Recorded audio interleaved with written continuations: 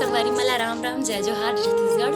संगवारी हो मैं हूँ मुस्कान और मैं आप मला ये बताया बर आए हूँ कि मैं आप मन बर एक चैनल लेके आया हूँ जेकर नाम है अमृत स्वर। आप मला ज़्यादा कुछ नहीं करना है, आप मन जाओ चैनल ला लाइक करो, सब्सक्राइब करो और घंटी के बटन ला जरूर दबा दे हो। राम राम जय जोहार जय छत्तीसगढ़। बोल श्यामती रामचंद्र की।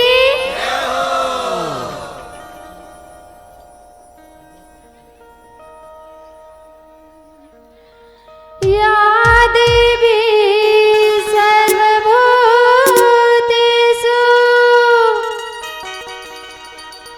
यच्च मे रूपेण संस्थिता